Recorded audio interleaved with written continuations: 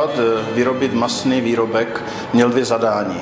Za prvé odzkoušet nové kultury z probiotiky, jiné než jsme zvykli u salámových produktů. A druhé zadání bylo zakomponovat skopové maso, které pro náš region takové klasické. Zní to jako dobrý vtip. Tyhle klobásky bychom ale opravdu mohli pověsit v obchodě do regálu hned vedle jogurtů nebo mléčných nápojů. Uzenáři z Francovilhoty postupovali při výrobě téměř jako obvykle. Zmrzlé maso na jemňoučko pomleli, dochutili solí a kořením, pak ale na rozdíl od tradiční receptury přidali navíc špetku probiotických bakterií. A výsledek?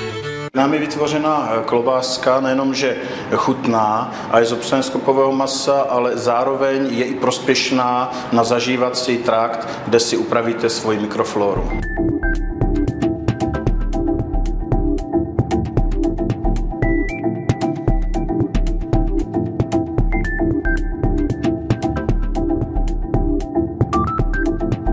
V tomto prípade sa jedná o sklbenie tých poznatkov toho základného výskumu v oblasti mikrobiológie so skúsenosťami z praxe, z potravinárskej prevádzky, kde práve kolega je v tomto pomerne zbehlý a skúsený, takže sme dali dohromady ja to know-how mikrobiologické a on práve tieto svoje skúsenosti z praxe.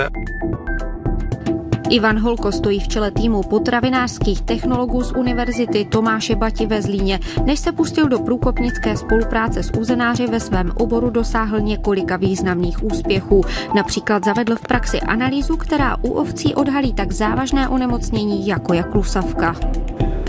Než zlínští vědci nahradili klasické potravinářské kultury těmi probiotickými, trvalo přesně rok. Pridať probiotické baktérie do nejakého výrobku, to nie je žiadne umenie. Podstatné ale je odsledovať, čo sa s tými baktériami v tom výrobku ďalej deje. Či sa tam rozmnožujú, či sa tam vôbec udržia a dosiahnu taký počet v 1 grame, ktorý už znamená nejaký probiotický efekt. Zásadní roli hraje stejně jako u jogurtů vláknina. Tu si můžeme představit jako jakýsi nosič pro bakterie. Například v agresivním prostředí žaludku, tenkého střeva nebo tlustého střeva by se bakterií za normálních podmínek dostalo jen málo. Ale práve vláknina, tým, že urýchli ich pasáž a oni na ňu nejakým spôsobom nasadnú, tak v podstate ich prenesie cez toto agresívne prostredie žalúdka o mnoho rýchlejšie a preto tie ich počty potom v tom hrubom čreve sú dostatočné na to, aby znamenali tie benefity, ako sú zlepšenie zažívania a zlepšenie imunity. Na výjimečnou recepturu získali zlínští technologové patent a uzenáři zase za výtečnou chuť originálního výrobku první ocenění. Jejich klobása se stala perlou Zlínska.